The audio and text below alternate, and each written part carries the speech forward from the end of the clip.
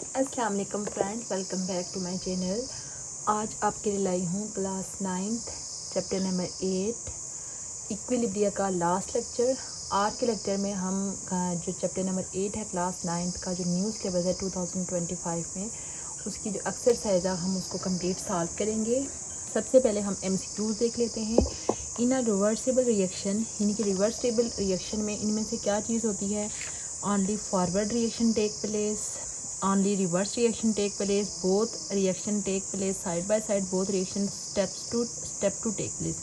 यानी इसमें कौन सा ऑप्शन होगा? ऑप्शन सी, यानी कि साइड बाय साइड दोनों रिएक्शन जो होते हैं वो प्रोसीड कर रहे होते हैं। उसके बाद नेक्स्ट है कि एट इक्विलिब्रियम स्टेट, यानी कि हमारे पास जो इक्विलिब्रियम स्टेट होती है, इक्विलिब्रियम स्टेट का मतलब होता है कि यानी कि जब रिएक्शन जो है वो दोनों साइड पे इक्वल रेट से प्रोसीड कर रहे होते हैं, यानी rate of forward reaction equal to rate of backward reaction. Only reactants are present, only products are present, both reactants and products are present, all statements are wrong. ठीक है, यानी कि जो इक्विलिब्रियम स्टेट होती है उसमें रिएक्टेंट भी present होते हैं, यानी कि जस्ट खाली रिएक्टेंट प्रेजेंट नहीं होते, प्रोडक्ट प्रेजेंट नहीं होते। उसके बाद बोथ रिएक्टेंट्स एंड प्रोडक्ट्स दोनों प्रेजेंट होते हैं और दोनों की अमाउंट क्या होती है? कांस्टेंट होती है। यहाँ पे ऑप्शन क्या होगा? Option C. Which one is characteristics of irreversible reaction? Irreversible reaction आपको पता है वो रिएक्शन होते हैं जो कि एक ही डायरेक्शन में प्रोसीड कर रहे होते हैं और ये कंप्लीट हो जाते हैं। ठीक है, do not complete, does not complete, ये जो है वो नहीं है। प्रोसीड इन बोथ डायरेक्शन, ये भी नहीं है। Proceed in one direction. ठीक है, और यहाँ पे इक्विलिब्रियम भी एस्टेब्लिश नहीं होता। इक्विलिब्रियम रिवर्सिबल रिएक्शन के दौरान एस्टेब्लिश होता है जो कि बोथ डायरेक्शन में प्रोसीड हो रहा। तो यहाँ पे कौन सा ऑप्शन होगा? ऑप्शन सी, यानी कि क्योंकि इक्विलिब्रियम ये जो रिएक्शन होता है ये एक ही डायरेक्शन में प्रोसीड करता है। उसके बाद फोर्थ वन है कि irreversible reaction does not have one of the following characteristics, यानी कि इक्विलिब्रियम इरिवर्सिबल रिएक्शन में कौन सी करेक्टरिस्टिक्स मौजूद नहीं है? Reactants form products, products form reactants, reaction proceed in one direction, reaction stops to proceed. ठीक है, यानी कि यहाँ पे और सारे ऑप्शन हैं बट प्रोडक्ट से वापस रिएक्टेंट्स नहीं बनते। ठीक है, तो ऑप्शन बी जो है वो इसमें आएगा कि ये इसका पार्ट नहीं है। Reversible reaction proceed in one direction and stops, both direction and stop, one direction does not stop, in both direction does not stop. यानी ऑप्शन डी कि रिवर्सिबल रिएक्शन जो होते हैं वो दोनों डायरेक्शन में प्रोसीड कर रहे होते हैं और कभी भी स्टॉप नहीं होता। उसके बाद 6 वन है कि equilibrium is of state of balance between forward and reverse reaction, proceeding slowly and gradually, proceeding rapidly in one direction, proceeding at the same rate in both direction, proceeding at different rates in both direction. यहाँ पे कौन सा होगा? Option सी, क्योंकि equilibrium होती ही वो state है जिसमें हमारे पास फॉरवर्ड और रिवर्स रिएक्शन जो होते हैं वो सेम रेट से प्रोसीड कर रहे होते हैं। उसके बाद 7th वन है कि equilibrium establish only if one of the following condition is fulfilled, यानी इक्विलिब्रियम कब एस्टेब्लिश होगी? इरिवर्सिबल इन ओपन सिस्टम, यानी कि जो इरिवर्सिबल रिएक्शन में तो इक्विलिब्रियम आती नहीं है। ऑप्शन ए और बी तो नहीं हो सकते। रिवर्सिबल रिएक्शन ओपन सिस्टम में भी पॉसिबल नहीं है equilibrium, but reversible reaction in close system में है जो इक्विलिब्रियम पॉसिबल है। तो यहाँ पे कौन सा होगा? Option D. उसके बाद नेक्स्ट वन है कि how many water molecules of crystallisation are present in copper sulphate. Copper sulphate salt में कितने वाटर ऑफ क्रिस्टलाइजेशन प्रेजेंट होते हैं? ये है हमारे पास कॉपर सल्फेट। इसके अंदर कितने वाटर ऑफ क्रिस्टलाइजेशन मौजूद हैं? 5। यहाँ पे हमारे पास कौन सा होगा? Option A.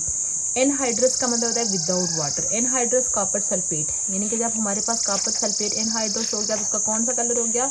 कलरलेस हो गया। ठीक है, कॉपर सल्फेट क्या हो गया? कलरलेस। तो यहाँ पे हमारे पास कौन सा होगा? Colourless crystal, sorry colourless powder, option D.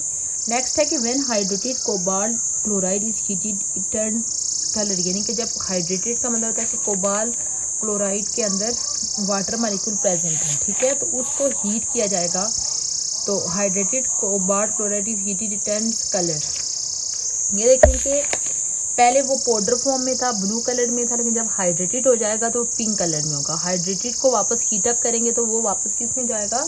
Blue colour में जाएगा। तो यहाँ पे ऑप्शन कौन सा होगा? ब्लू। ठीक है, अब हम इसकी शॉर्ट क्वेश्चन देख लेते हैं। Give the characteristics of reversible reaction. Reversible reaction की कैरेक्टरिस्टिक्स बताएं। रिवर्सिबल रिएक्शन की कैरेक्टरिस्टिक्स यहाँ पे ये मेंशन है, ये वाली, यानी यहाँ से आप इनकी कैरेक्टरिस्टिक्स खुद बना सकते हैं कि ये रिएक्शन जो होते हैं वो दोनों डायरेक्शन में प्रोसीड होते हैं, ठीक है। उसके अलावा ये रिएक्शन कभी भी कंप्लीट नहीं होता। उसके बाद रेट ऑफ फॉरवर्ड रिएक्शन और रिवर्स रिएक्शन इक्वल होते हैं। यहाँ पे इक्विलिब्रियम एस्टेब्लिश होता है और इक्विलिब्रियम स्टेट पे हमारे पास रिएक्टेंट और प्रोडक्ट की जो कंसंट्रेशन होती है वो क्या हो जाती है, कांस्टेंट होती है। उसके अलावा इसको बोथ यानी कि डबल एरो से रिप्रेजेंट किया जाता है। उसके बाद why reversible reaction does not complete, reversible reaction complete क्यों नहीं होते। यहाँ पे आप इसका आंसर देख सकते हैं कि रिवर्सिबल रिएक्शन जो है वो कंप्लीट क्यों नहीं होते, क्योंकि इसमें अगेन जो हमारे पास प्रोडक्ट्स होते हैं वो कंबाइन होके दोबारा से क्या बना रहे होते हैं, कंबाइन होके प्रोडक्ट्स बना रहे होते हैं। प्रोडक्ट्स रिएक्टेंट में और रिएक्टेंट प्रोडक्ट्स में मसलसल चेंज हो रहे होते हैं। इसी वजह से हम कहते हैं कि ये जो रिवर्सिबल रिएक्शन होते हैं वो कभी भी कंप्लीट नहीं होते, बिकॉज ये दोनों डायरेक्शन में प्रोसीड कर रहे होते हैं मसलसल, यानी कि जो प्रोडक्ट्स बन रहे हैं वो वापस रिएक्टेंट में और जो रिएक्टेंट बन रहे हैं वो प्रोडक्ट्स में चेंज होते जाते हैं। उसके बाद नेक्स्ट है कि define equilibrium state and give its condition. Equilibrium state क्या होती है और उसकी कंडीशन बताएं। यानी कि इक्विलिब्रियम सब स्टेट की सबसे पहले आपने डेफिनेशन कर, यहाँ से आप खुद से भी बना सकते हैं इसकी डेफिनेशन के यहाँ से देखें, ये भी इधर मेंशन भी है कि the chemical equilibrium is a state at which forward and reverse reaction proceed at same rate but in opposite direction. ये इसकी डेफिनेशन है पेज नंबर 94 पे, कि हमारे पास वो पॉइंट रिवर्सिबल रिएक्शन के दौरान जब हमारे पास rate of forward reaction equal हो जाता है रेट ऑफ रिवर्स रिएक्शन, वो हमारे पास क्या होती है, इक्विलिब्रियम, ठीक है। तो साथ में लिखा हुआ है कि इसकी कंडीशंस बताएं, ठीक है। इसकी कंडीशंस यहाँ से आप देख सकते हैं कि पहली कंडीशन ये है कि हमारे पास रेट ऑफ फॉरवर्ड रिएक्शन जो है वो रेट ऑफ रिवर्स रिएक्शन की क्या होना चाहिए, इक्वल होना चाहिए। उसके अलावा इक्विलिब्रियम होने के लिए हमारे पास रिएक्शन रिवर्सिबल रिएक्शन होना चाहिए और रिवर्सिबल रिएक्शन एक क्लोज सिस्टम के अंदर होना चाहिए, ठीक है। उसके अलावा उस टाइम हमारे पास जो प्रोडक्ट्स और रिएक्टेंट की जो अमाउंट है वो क्या हो जाती है, रिमेन्स अनचेंज, ठीक है, अनचेंज होनी चाहिए, ठीक है। ये सारी चीज़ें जो है इसकी कंडीशन में हम लिख सकते हैं।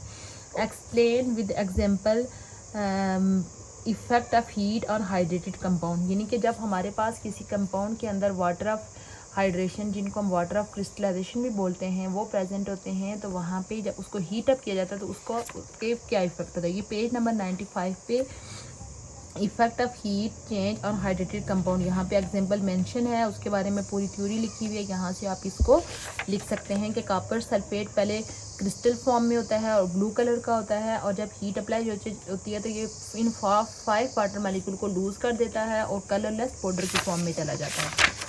इसके बाद नेक्स्ट है कि how equilibrium is achieved in a close system. ये इसी चैप्टर का लास्ट लेक्चर हमने देखा था 96 पेज नंबर 96 पे, इक्विलिब्रियम क्लोज सिस्टम में कैसे अचीव होता है। यहाँ से आप इसका आंसर शॉर्ट फॉर्म में, ब्रीफ फॉर्म में लिख सकते हैं।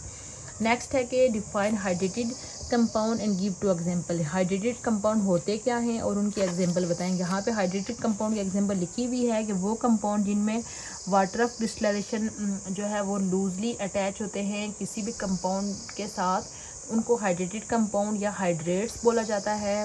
और इसकी ये डिफरेंट एग्जांपल है जिसमें copper sulphate, Epson salt, copper, ये सारे हैं, कैल्शियम सल्फेट।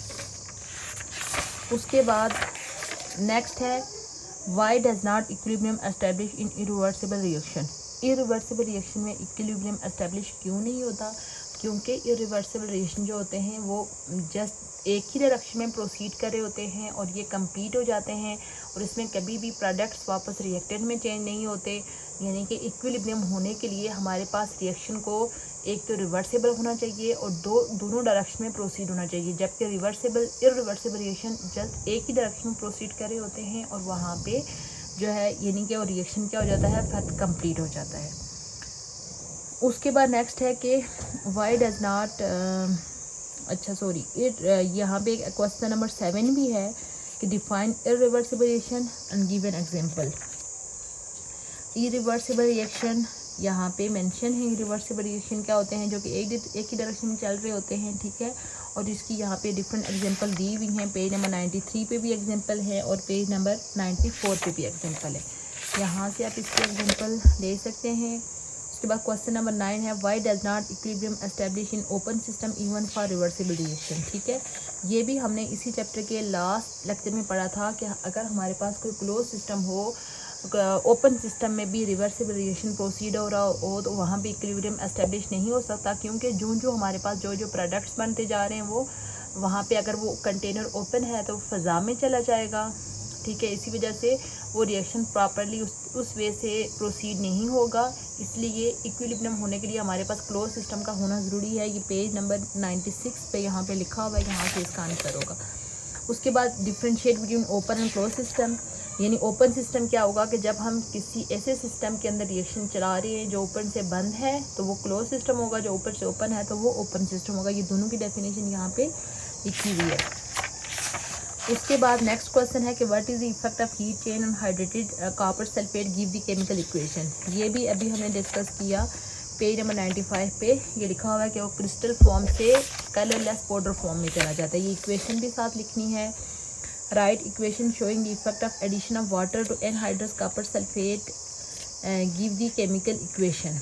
यानी कि एनहाइड्रस कॉपर सल्फेट का मतलब है ऐसा कॉपर सल्फेट जिसमें वाटर प्रेजेंट नहीं है। ठीक है, तो ये एनहाइड्रस फॉर्म है, इसमें पानी के एडिशन से हमारे पास वापस इस फॉर्म में, इसी रिएक्शन को हम इस तरह से लिख सकते हैं कि copper sulphate colourless powder form में है, उसमें जब वाटर ऐड होगा तो वो दोबारा से ब्लू क्रिस्टल की फॉर्म में चला जाएगा। ठीक है, उसके बाद नेक्स्ट है कि what is the effect of heat on cobalt chloride crystal. Cobalt chloride crystals के ऊपर क्या इफेक्ट होता है, ये देखें, कोबाल्ट क्लोराइड के क्रिस्टल पिंक कलर में होंगे तो हीट का इफेक्ट क्या होगा कि हीट उनको वापस किस फॉर्म में चली जाएगी, ब्लू कलर। यानी कि आप ये समझ लें कि वो कंपाउंड जो हाइड्रेटेड कंपाउंड है जिसमें पहले से वाटर मालिक्यूल प्रेजेंट है वो क्रिस्टल फॉर्म में होते हैं। वाटर मालिक्यूल उनको क्रिस्टल शेप देते हैं, लेकिन जो ही ऐसे कंपाउंड को हीटअप किया जाता है तो वाटर मालिक्यूल को लूज़ करके वो एक हमारे पास पाउडर फॉर्म में चला जाता है। ठीक है, और जो पाउडर फॉर्म होती है उसमें वाटर को ऐड किया जाता है तो वो पाउडर फॉर्म से किस में चली जाएगी, क्रिस्टल फॉर्म में।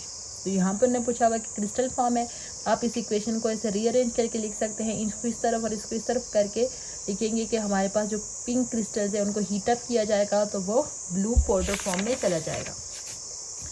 उसके बाद इनके इसके लॉन्ग क्वेश्चन है compare the characteristics of forward and reverse reaction. Forward and reverse reaction की करेक्टरिस्टिक यहाँ पे मेंशन है, आप उनकी पूरी डिटेल में विद रिएक्शन एक्सप्लेन कर सकते हैं कि फॉरवर्ड रिएक्शन जो होता है वो left to right, right to left proceed होते हैं, फिर एक ही डायरेक्शन में उनकी होती है। यहाँ पे एक में लिख सकते हैं प्रोडक्ट से रिएक्टेंट बन सकते हैं, दूसरे में लिख सकते हैं प्रोडक्ट से फिर रिएक्टेंट से प्रोडक्ट बन रहे हैं। ठीक है, इस तरीके से जो है वो आप उनकी करेक्टरिस्टिक्स को डिटेल में मेंशन कर सकते हैं। ठीक है, उसके बाद रिवर्सिबल एंड इरिवर्सिबल की करेक्टरिस्टिक्स, ये भी ये टॉपिक लिखे हुए हैं विद एग्जांपल यहाँ पे लिखा हुआ है, यहाँ से आप इसका आंसर अलग अलग हेडिंग दे के लिख सकते हैं। और कंपेयर में याद रखें कि हमेशा अगर आपको पेपर में जब कंपैरिजन का क्वेश्चन आता है तो उसको एक लाइन लगा के लिखा जाए। जैसे सपोज कि मिड में लाइन लगा ली, यहाँ पे हम रिवर्सिबल लिखेंगे, इरिवर्सिबल, पहले दोनों की डेफिनेशन लिखेंगे, फिर वो प्रॉपर्टीज़ जो एक दूसरे से डिफरेंट हैं वो आमने सामने करके लिखेंगे, फिर एग्जाम्पल्स लिखेंगे। उसके बाद इरिवर्सिबल रिएक्शन, उसकी कोई सी 3 एग्जाम्पल, ये भी ये 4 एग्जाम्पल दी हुई है, हमने 3 पूछी हुई हैं और साथ में उसके पीछे से सिंपल उसके बारे में कि इरिवर्सिबल रिएक्शन क्या होते हैं, कैसे प्रोसीड होते हैं, और इसी तरह रिवर्सिबल रिएक्शन और उसकी एग्जांपल ये मेंशन है। उसके बाद लास्ट क्वेश्चन है कि how equilibrium is establish in a reversible reaction in a close system. ठीक है, यहाँ पे विद ग्राफ आप इस स्टेप को एक्सप्लेन कर सकते हैं, पेज नंबर 96 पे ये मेंशन है। ये था हमारा इक्विलिब्रिया चैप्टर नंबर 8 का लास्ट लेक्चर। उम्मीद करती हूँ आपको आज का लेक्चर अच्छा लगा होगा।